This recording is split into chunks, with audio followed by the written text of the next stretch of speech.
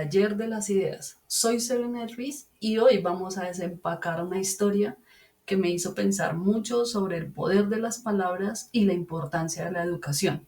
Es una historia que surgió de una pregunta muy genuina, de esas que te hacen detenerte y buscar respuestas profundas. La semana pasada tuve una conversación con mi primo de 10 años que me dejó pensativa. Él, con esa curiosidad innata de los niños, se acercó a mí y me preguntó algo que lo tenía intrigado. Resulta que había escuchado al papá de un compañero decirle a la mamá de su amigo una palabra que lo confundió: ramera. Sus propios padres, de forma comprensible, simplemente le habían dicho que era una mala palabra, pero no le habían explicado el por qué. Y ahí es en donde entra esta historia.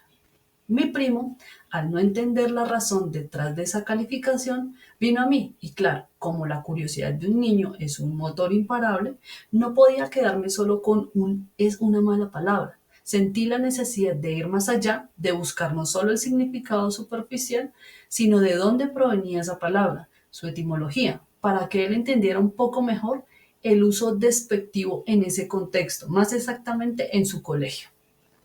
Y así fue como nos embarcamos en una exploración modesta. Descubrimos que la palabra ramera tiene un origen realmente fascinante y que nos transporta a tiempos antiguos.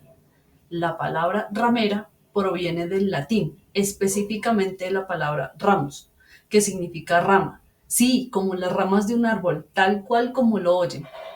Bueno, esta información la pueden encontrar en diferentes fuentes confiables. Nosotros buscamos en el Diccionario de la Lengua Española de la Real Academia Española, RAE. Pueden buscarlo directamente en su sitio web www.rae.es. Simplemente escriban ramera en el buscador y encontrarán la etimología. Otra fuente excelente y accesible es el Diccionario Etimológico de Chile, un recurso online que se dedica precisamente a explorar el origen de las palabras en español. Lo encuentran en etimologías.dechile.net. Al buscar ramera, verán una explicación detallada de su origen.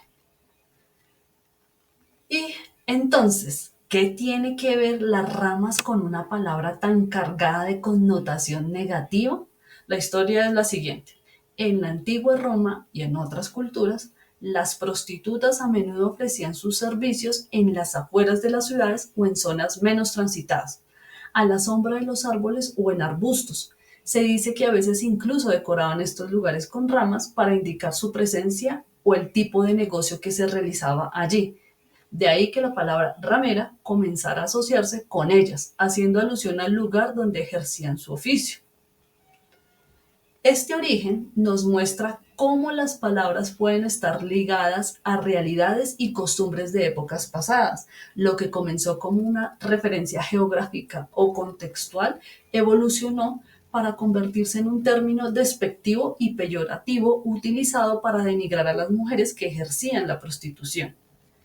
Y esta es la parte crucial de la anécdota con mi primo.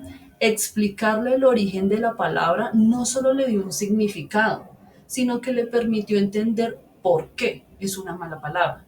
No es solo una etiqueta prohibida, es una palabra con una historia de exclusión, de denigración y de estigmatización hacia un grupo de personas. Le ayudó a comprender que cuando alguien la usa, no solo está insultando, sino que está invocando una carga histórica de desprecio. Y me pareció una anécdota digna de compartir en el taller de las ideas porque nos recuerda varias cosas. Uno, que la curiosidad de los niños es una oportunidad para aprender. Mi primo no se conformó con un no, y eso nos abrió la puerta a una conversación mucho más diversa. Dos, la importancia de la etimología. Conocer el origen de las palabras nos da una comprensión más profunda de su significado y de su impacto. El poder de las palabras. Las palabras no son inocuas, tienen historia, tienen peso y pueden construir o destruir. Usarlas con conciencia es fundamental, así que la próxima vez que escuchen una palabra que les resulte extraña o que tenga una carga emocional, los invito a hacer lo mismo que hicimos mi primo y yo. Investiguen su origen. Se sorprenderán de lo mucho que pueden aprender sobre nuestra cultura y nuestra historia a través del lenguaje. Y con esta reflexión cerramos el episodio de hoy del Taller de las Ideas. Espero que esta historia les haya resonado tanto como a mí. Recuerden que en cada pregunta hay una oportunidad para expandir nuestro conocimiento. No siendo más, nos escuchamos en el próximo episodio.